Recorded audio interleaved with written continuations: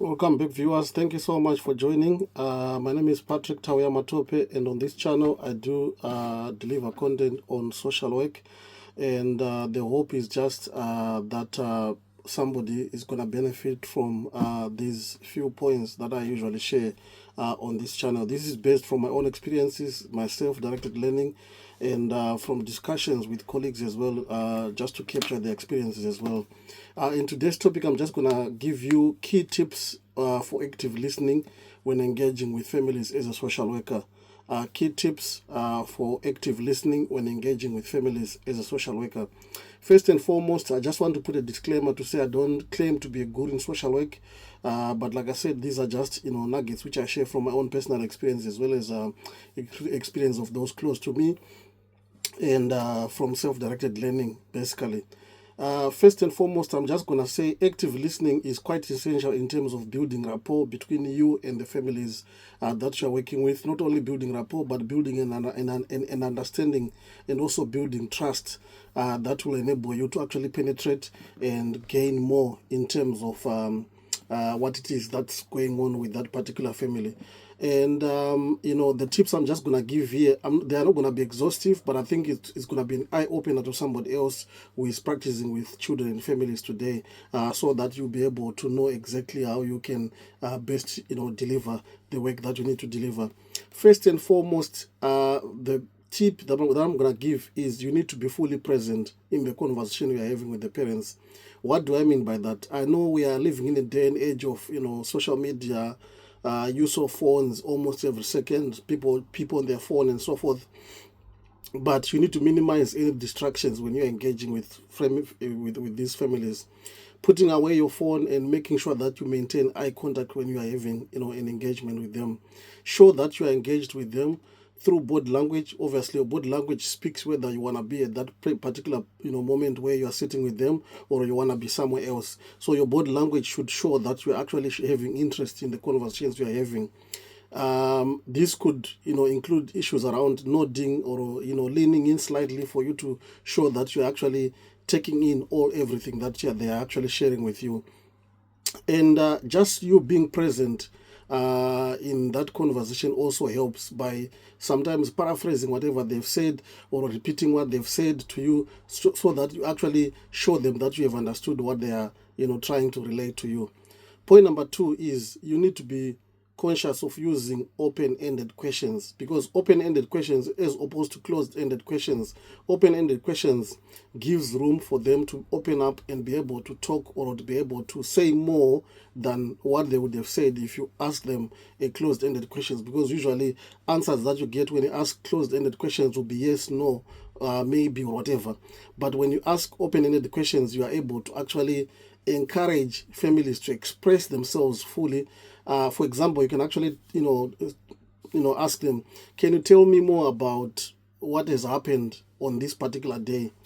Whether you're talking to the mom or whether you're talking to the dad or you're talking to the child, you'll be able to gain more because you are giving them a free open space to be able to talk about exactly what happened in their own words and to describe that event according to the best of their knowledge. You need to be avoiding using leading questions, like I said already, because it can actually easily influence the response that you're going to get from them. So you need to be mindful of that. Point number 3, you need to be somebody who is able to reflect and paraphrase what they are telling you. You don't just take everything they are telling you as gospel, because you need to be asking them follow-up questions from what they are telling you. That is also one sign to show them that you're actually following up or you're actually actively listening to what they are saying. Asking reflective questions. Okay, you told me earlier on about this and this and this and this. Can you expand more on that, or can you tell me why this has happened, or can you tell me why this and this has happened? So you'll be able to actually show them that you're actually actively listening and you're actually in the conversation with them. You can also show them that you're actually actively listening by repeating what they've said, and if whatever you've repeated is not exactly what they've said, they will tell you, no, what I was trying to say is A, B, C, and D. And also sometimes even by summarizing what they've told you, and it shows that you're actually understanding. And you can actually start by, so if I'm hearing you correctly, is it the case that A, B, C, and D happened, and then they'll be able to confirm or even to correct you, to show you that you actually, are getting everything that they are telling you.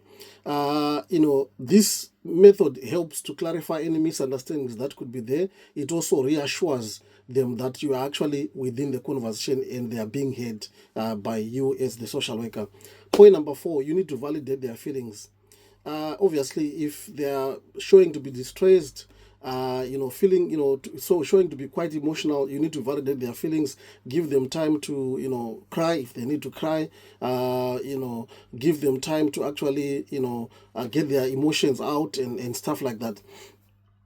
By acknowledging their emotions, you need to be doing that without judgment, without sounding to be a harsh person, or showing them that you don't have the time to be entertaining them showing their emotions, because that's just not gonna cut it, and it doesn't help you in terms of building that rapport with them. You can actually validate their feelings by even mentioning things like, oh, that sounds to be quite a difficult situation that you've been living in, and then they'll be able to explain or to expand more on that. And you need to be able to show empathy, because remember, showing empathy is one of the skill, or one of the expectations, or one of the things that you need to be developing as a social worker. And as it is, it can actually help you to build that rapport and also build trust with them. Point number 5 is to avoid interrupting or rushing responses, or showing them that, I don't have time for you to be giving me all this narrative. I just need to know A, B, C, and D. You need to be doing it in a diplomatic way, because you can actually cut them off and they won't be able to open up to you. So you need to be avoiding a situation where you need to be interrupting them. If you see them giving you information that you haven't asked, it means possibly you haven't asked your question correctly. You need to be allowing pauses in terms of the conversation that you're having. Even silence from your side can actually help them to actually reflect on what they've said and be able to say more. And silence on your part also helps them to have a deeper reflection of whatever they're telling you, and they'll be able to share more. And you need to resist the urge of filling the gaps. Let them express themselves in their own way, and in that way you'll be able to gather more from them, really. Point number 6, you need to be aware of the non-verbal cues. What do I mean by that? You need to pay attention to their tone, their facial expressions, their body language. What does it tell you? Is it telling you that it's time for you to stop this conversation and come back to it on another day? Or is it telling you that it's time for you to change the topic, or switch the subject? Or if a child walks in whilst you're having a conversation with them, if you see that they're not able to open up more, is it time for you to switch to something else and then come back to it when the child is gone, or when the child has asked the mommy up for a cold drink or whatever it is that they want, and then you can continue with that conversation. You also need to notice the inconsistencies in the version of the story that they're giving you, in terms of the words they're using, the emotions that are coming through. It helps you to actually better understand their feelings at any particular given time. Point number 7, you need to be able to summarize and confirm your understanding. I think I've exhausted this point earlier on when I spoke about in terms of you being able to paraphrase what they've told you to show that you're actually understanding. It helps them to confirm that you're actually understanding what they are telling you. And before moving on, you need to be checking that you have understood correctly what they are saying. Okay, for example, just to make sure that I got this right, are you trying to tell, or are you actually telling me that A, B, C, and D actually happened? What this does is it actually helps you to prevent miscommunication, and it shows that their perspective is being valued in your conversation. And then point number 8, you need to maintain a non-judgmental attitude. Remember, mistake principles, not judgmental attitude. This is one of the fundamental principles that you need to be living with as a social worker. Families may be in a difficult situation, and avoid making assumptions. And if you think you are having an assumption or a hypothesis of whatever that could have happened, you can actually check it out with them, and they'll be able to confirm exactly what has happened. But it doesn't necessarily mean that if they don't confirm your hypothesis, it means your hypothesis is not valid. Because remember, you're a professional, you need to be going through to be going in with an open mind, really. You need to provide a safe space for them to share openly. So you need to be mindful about who else is within the household. If it is something that you think is best done, or they will be able to open up more. If it's a child, they'll be able to open up more in a neutral place. Then think about seeing them in school, and where they are far away from mom, far away from dad, far away from the siblings, and they'll be able to open up. If it's a mom who is suffering DV or a dad suffering DV, you need to be thinking about, do I need to see them at the local DV office, or do I need to see them at your own office in a safe space where they're able to open up about what's going on? So that's another valid point as well. Point number 9 is you need to be adapting to the cultural and individual differences, including some religious differences that could be there. There are some religions that don't allow a male social worker to be seeing a female service user on their own without somebody else chaperoning them. So you need to be mindful about that as well. So you need to be infusing all this understanding or all this knowledge in the way you engage with families. Being mindful of language barriers. Where there is a language barrier, you need to be making use of an interpreter. This is quite important. Even if the client assures you that I can understand, you can find a way of actually making sure that they do understand. And if you are not sure that they're understanding what they are telling you, or you can ask them, okay, can you repeat what I've just said, or can you tell me what you've understood from what I've told you? And if you can see that they're not able to comprehend, then that's your clue to show you that there is a language barrier. You need to be making use of an interpreter. What you don't want is a situation where you have done all this fantastic work that you've done, come to a meeting which is possibly a conference for that particular child, and then the parents puts you under the bus and tells you that I wasn't even understanding anything that you were telling me, or anything that the social worker was saying. So you need to be making use of an interpreter where it is required. Different communication styles to different service users, you need to be mindful about that. The way you communicate with the child might be different from the way you communicate with the parent, and there are some cultural nuances that I spoke about earlier on in terms of being mindful. If they are fasting, maybe it's Ramadan at that particular time, you need to be mindful about the time that you're actually seeing them.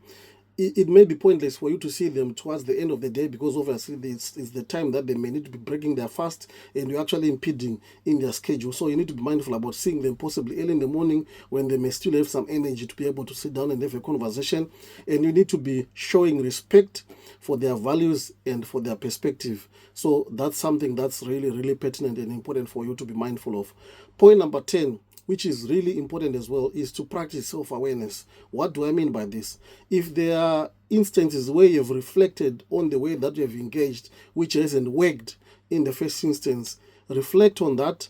Reflect on your own biases, how they might influence your listening, and how it may influence the way you manage this situation. And you need to be managing your own emotions as well, and so that they don't interfere with your engagement of this particular family. And I hope with those 10 points, somebody else has grasped something. And I thank you so much for tuning. And if you haven't subscribed, please do subscribe to the channel. Hit that notification bell so that when I post, you'll be the first person to know. Thank you so much.